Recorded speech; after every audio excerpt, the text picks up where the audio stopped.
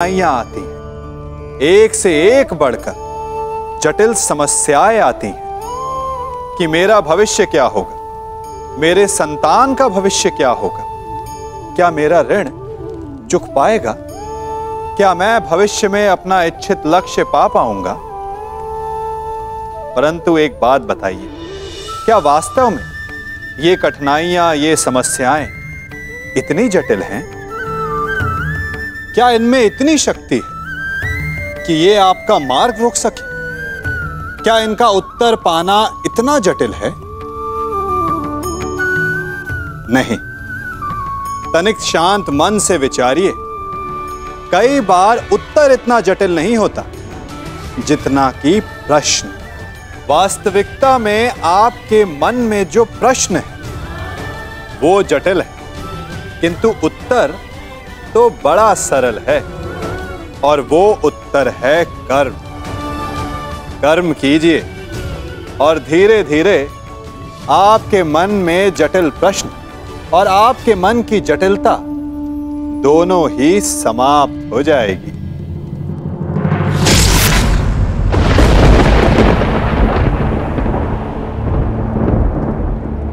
ये च कृष्णे गुणास्फिताः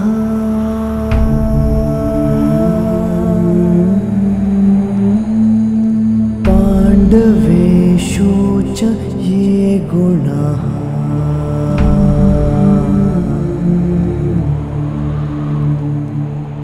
अभिमन्यु किलेकस्था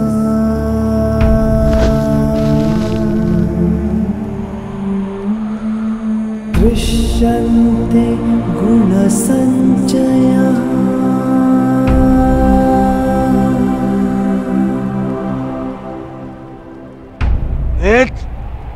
ये तुमने क्या किया?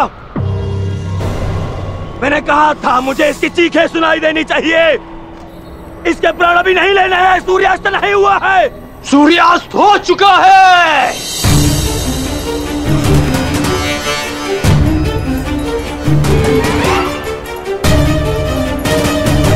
इस कुरुक्षेत्र में धर्म और नीति का सूर्यास्त हो गया है। इस सूर्यास्त के पश्चात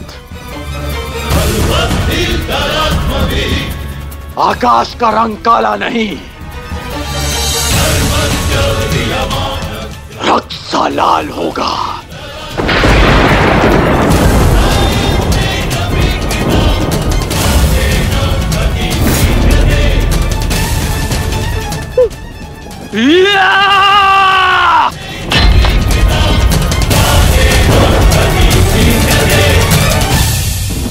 बधाई हो मेरे होने वाले सम्राट। बधाई हो, आज तुम्हारा प्रतिशोध पूर्ण हुआ। आज पांडवों को वो हानि पहुंची है जिससे वो जीवन भर उभर नहीं पाएंगे।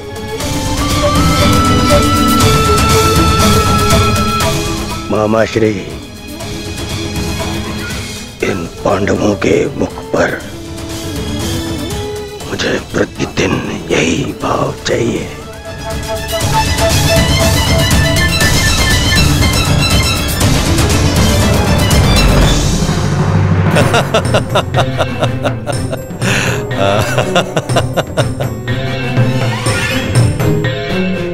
मंतव्य पूर्ण हुआ। अब शीघ्रता से गंतव्य की तरफ चलो। चलो।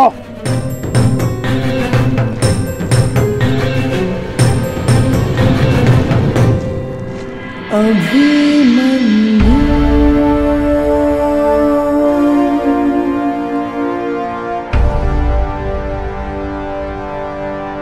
अभिमन्यु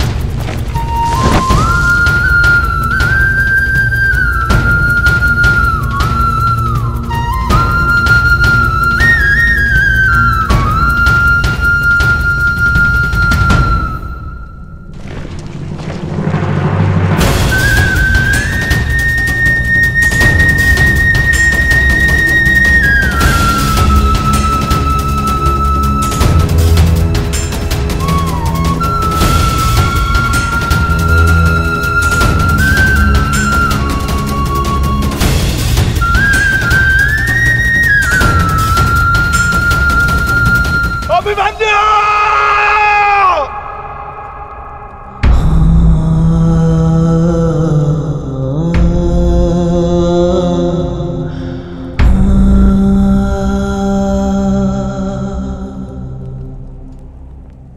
युधिष्ठिर,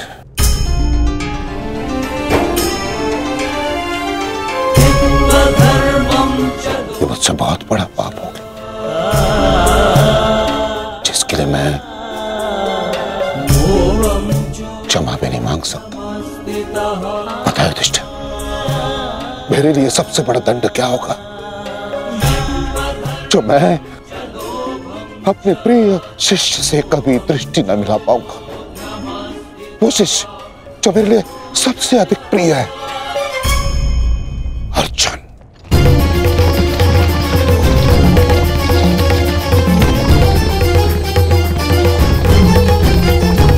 गति बढ़ाइए माता। गति कितनी भी बढ़ा लीजिए काकाश्री, कोई लाभ नहीं, क्योंकि कोई भी रथ समय में उल्टा नहीं जा सकता। वासुदेव, अब तक मैं सब कुछ देख रहा था, परंतु अब रहा नहीं गया। प्रभु, मेरे मन में कुछ संदेह है।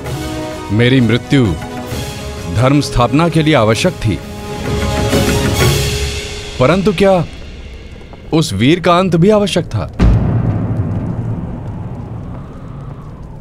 क्या आप उसे टाल नहीं सकते थे? ईश्वर भी समय से परे कहां है बारबरीक। परंतु ईश्वर स्वयं समय भी है ना? किंतु ये समय ना प्रश्न करने का है और ना ही अवसर उत्तर देने का।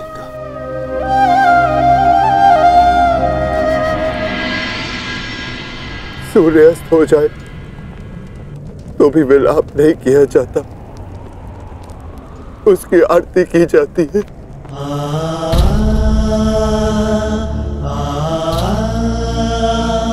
आज आपके प्रिय शिष्य के पुत्र ने आपके द्वारा दी गई शिक्षा को सार्थक कर दिया, जो आपने अर्जुन को दी, और अर्जुन ने अभिमन्यु को। आज हम सबके मन भरे हुए हैं, परंतु कांधे ऊंचे, और अब हम में से कोई नहीं रोएगा।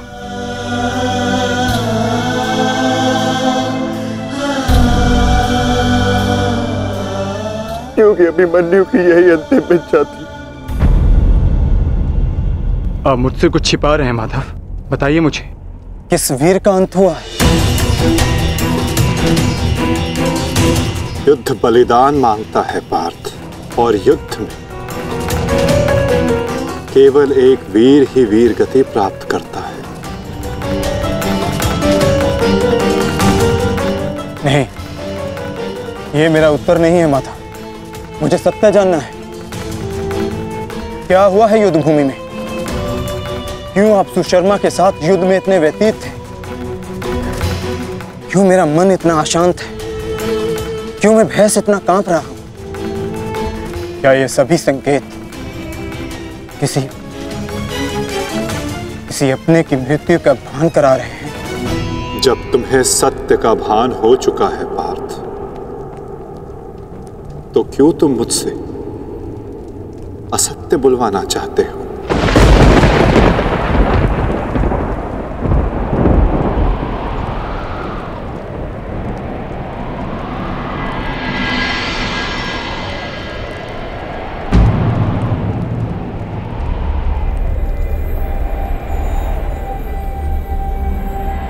अभिमन्यु,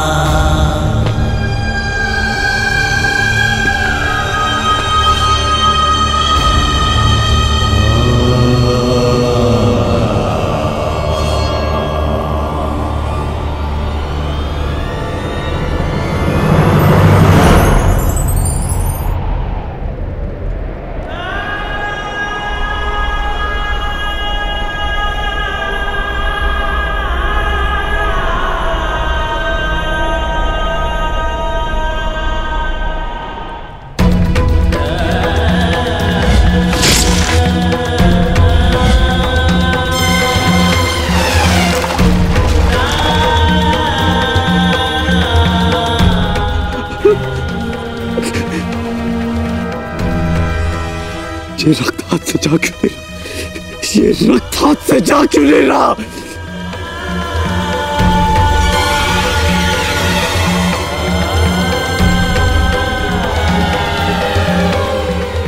ये रक्त मेरे हाथ से नहीं जाता।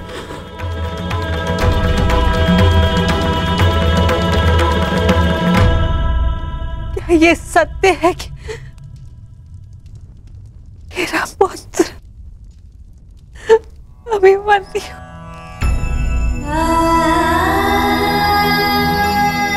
कर्ण, क्या ये सत्य है? आज अभिमन्यु की मृत्यु नहीं हुई है, आज धर्म और करुणा की मृत्यु हुई है। नीति और चेतना ने मौन साधा है। आज इतिहास से ना अभिमन्यु की शौर्य गाथा कभी लुप्त होगी और ना ही कौरवों के माथे से इस पाप का कलंक जाएगा। अभिमन्यु का मृत्यु बाण हम सबके चरित्र को छलनी कर चुका है।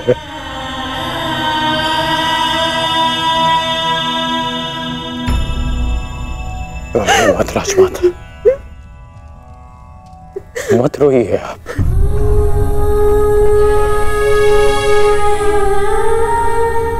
आपके अभिमन्यु के अंतिम समय में उसके मुख पर विजय की मुस्कान थी।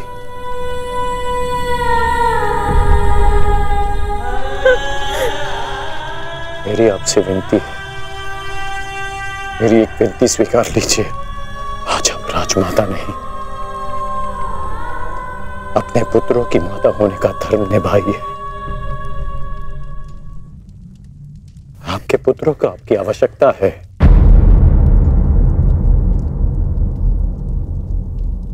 आप पांडवों का विलाप रोकिए और मैं अपने पाप का पश्चाताप करूंगा।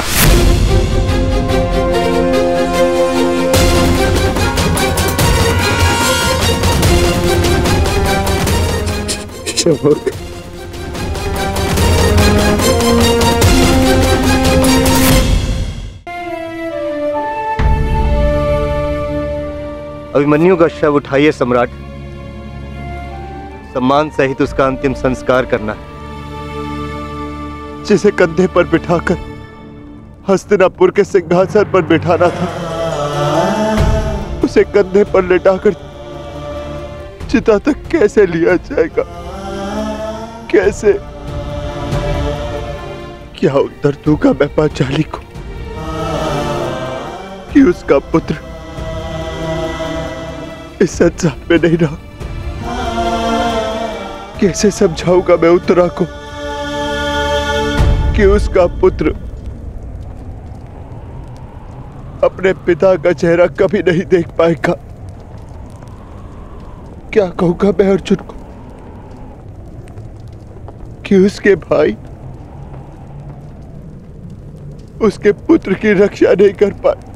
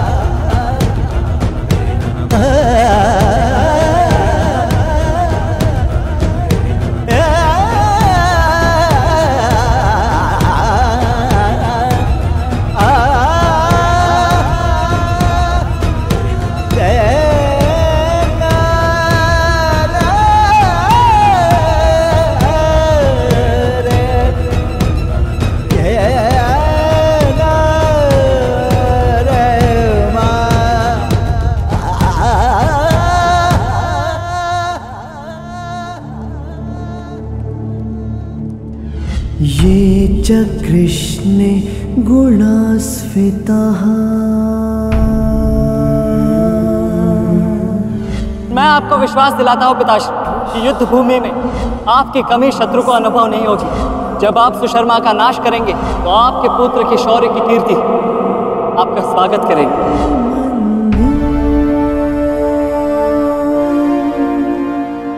आशीर्वाद दीजिए मामाश्री कि मैं विजयश्री प्राप्त कर लूं। मेरा आशीर्वाद तुम्हारे साथ है पुत्र।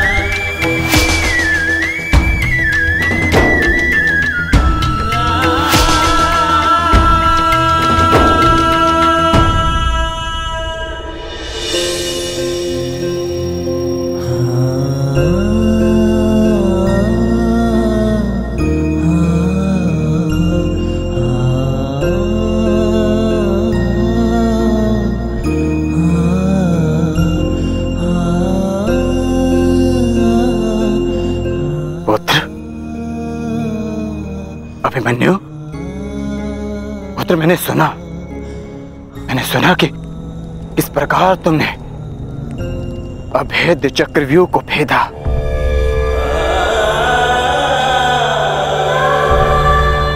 मैंने सुना कि किस प्रकार तुमने दुर्योधन के अहंकार को भेदा।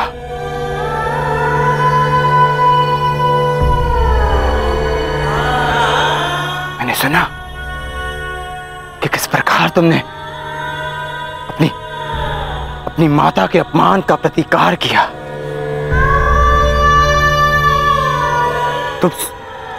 तुम सुन रहे हो? मैंने सुना।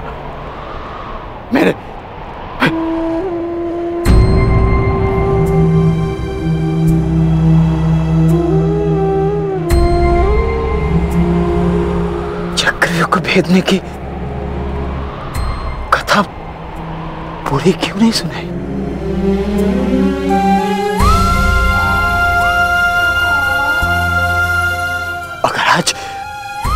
अगर आज सुनाई होती ना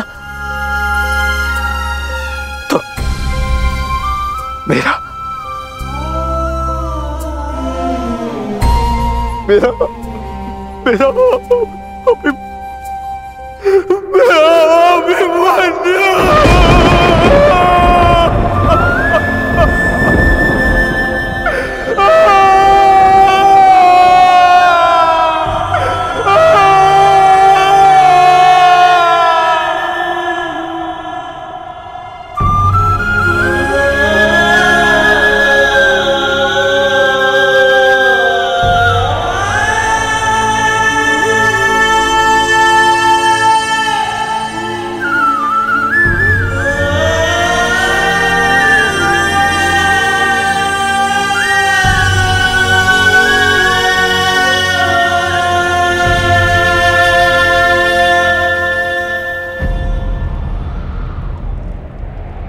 जब एक रोता हुआ पुत्र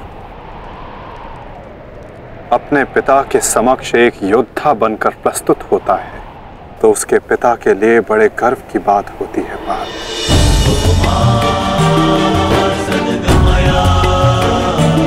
और जब एक योद्धा पिता अपने वीर पुत्र के समक्ष रोता है तो वो पुत्र के लिए बड़े अपमान की बात होती है। पार्थ,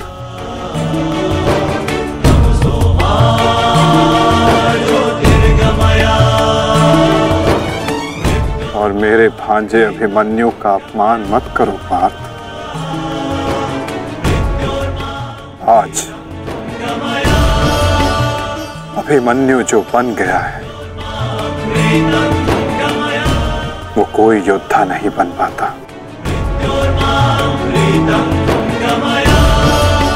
आज वो विजेता नहीं, एक महान, एक वीर, शूरवीर योद्धा बना है।